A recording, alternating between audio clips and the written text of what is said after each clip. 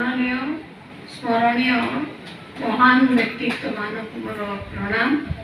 आपण मानक मो सम्मुख जो मैंने उपस्थित अच्छा दीर्घ समय आपण मैंने अपेक्षा कर समय विलंबित आपण मानक मोर विनम्र प्रणाम निवेदन करछि। आपण माने आज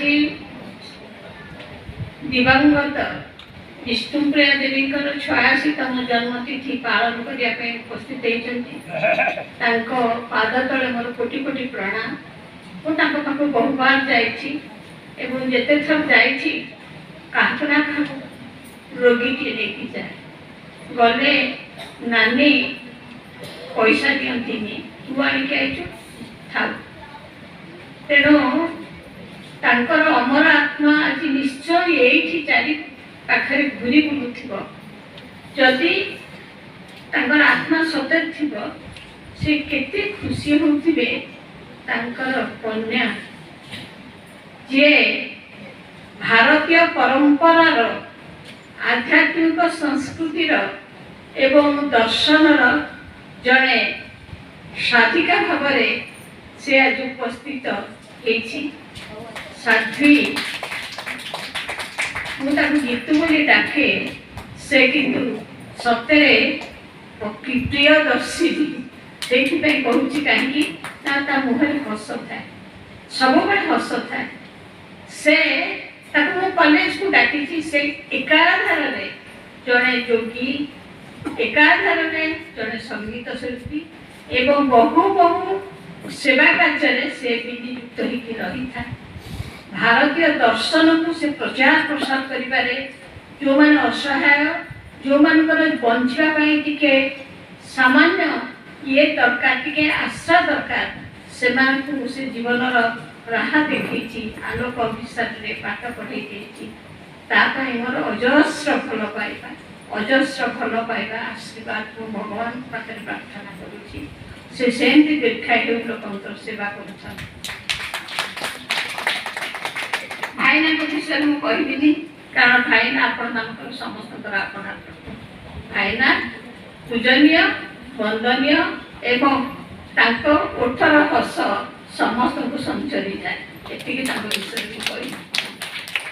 कथार अच्छी आज आपण तो समस्ते जानते आज गोटे बहुत बड़ दिन आज फगु दशमी जे प्रेमर प्रतीक कहुला राधा एवं कृष्ण सब भक्त माने जाती ठाकुर पाखक किंतु आज घर घर बुली ठाकुरे भक्त मान हाथ चाचेरी भोग पाते ये जो भक्ति भक्तिर प्रीतिर पार्वण आज रूपांतरित हो जाए भक्तिर पार्वण भक्ति एइथिपाई मु भक्तिर बोली कहबी जे आपण माने अनुभव करथिबे जेउठी एई दिन रे राधा कृष्ण कथा कह जाउथला आज गीतु आपण मानकर अर्पिता मोर श्रद्धा गीतु बाप मानक पाई जो भक्ति पार्वण सृष्टि करछि आपण मानक एठी एकत्रित करछि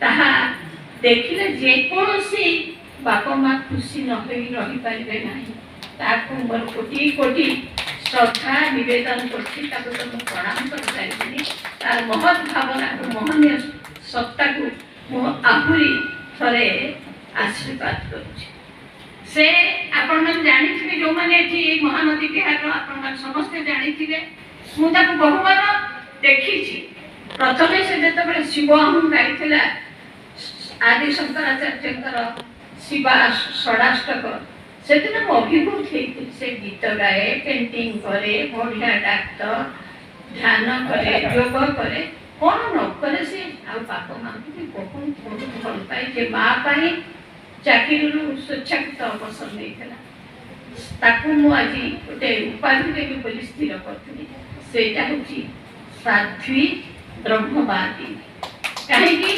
ना वेद समय ब्रह्मवादी कहला जो माने जो नारी माने गुणी ज्ञानी थे पंडित थे से ब्रह्मवादी कहला आज जुग ब्रह्मवादी कहूना किंतु से ब्रह्मर अन्वेषण गोटे यात्री पलटि जाइए सहयात्री भाव बहु लोक हाथ धरी ସେଥିପାଇଁ ମୁଁ ଗୀତୁ ପାଖରେ କୃତଜ୍ଞ।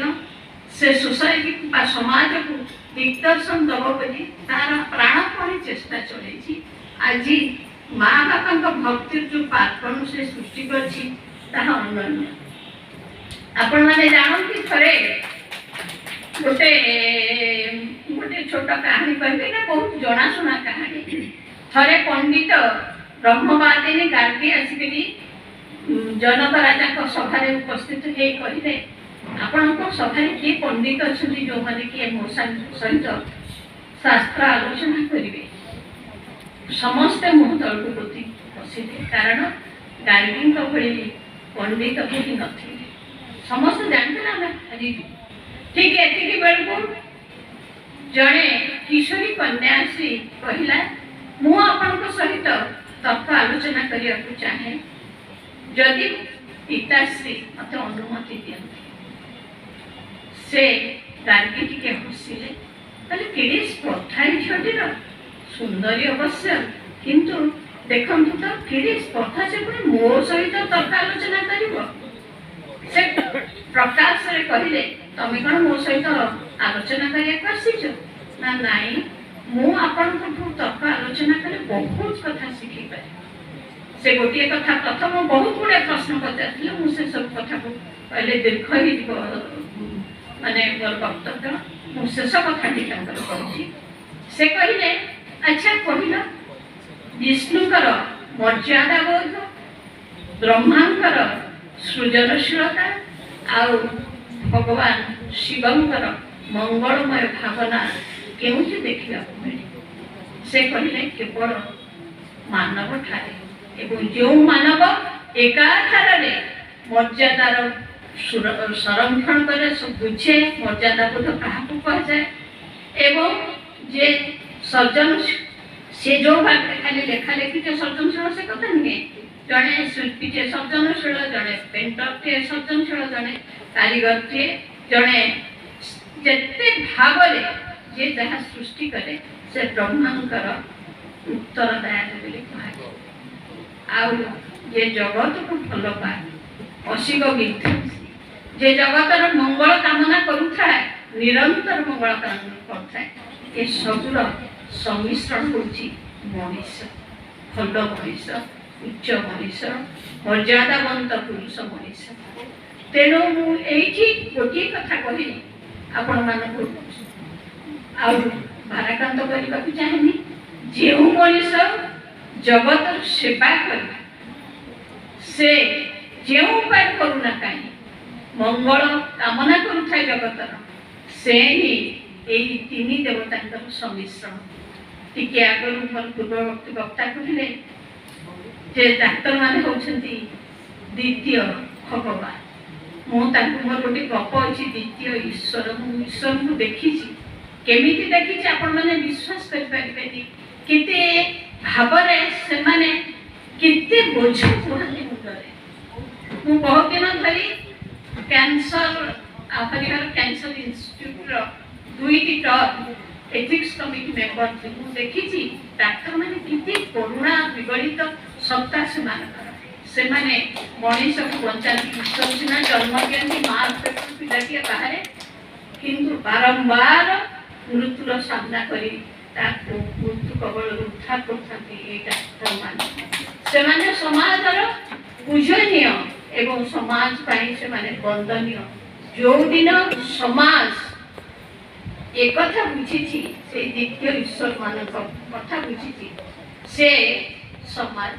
ଟିକେ ଆଗରୁ ଆମର ପୂର୍ବବର୍ତ୍ତୀ ବକ୍ତା କହୁଥିଲେ ଯେ ଭାରତ କୋଉଠି ଅଛି? ଭାରତ ଆମ ହୃଦୟ ଭିତରେ ଅଛି, ଏଇ ମର୍ଯ୍ୟାଦା ବୋଧ ଭିତରେ ଅଛି, ଏଇ ମଙ୍ଗଳମୟ ଭାବନା ଭିତରେ ଅଛି, ଏଇ ସୃଜନଶୀଳତା ଭିତରେ ଅଛି, ଦେଶ ପ୍ରେମକୁ ଭଲ ପାଇବା।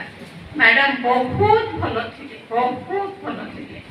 ମୁଁ ନାନୀ ଡାକୁଥିଲି, ଆଉ ଗଲେ ନିଶ୍ଚୟ କିଛି ଖାଇବାକୁ ମିଳେ। ଭାଇନାଙ୍କ ସହିତ ତଳେ ଭାଇ ନଥିବେ, ନାନୀ ଉପରକୁ ଗଲେ ନାନୀ ସିଧାସଳଖ ଉପରକୁ ଚାଲିଯାଏ।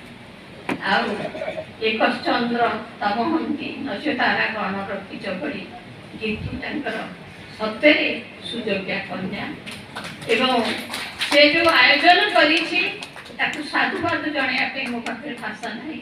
आपण मैंने समस्ते आशीर्वाद करतु से जीवन यात्रा पथरे आहुरी आहुरी आहुरी आगକୁ बढ़ी जाओ। आपण मानक मोर धन्यवाद कृतज्ञता जनाऊँगी मोर भाषण आपण मानक भाराक्रांत करदी कर शेष धैर्य भी ना क्षमा भिक्षा कर धन्यवाद।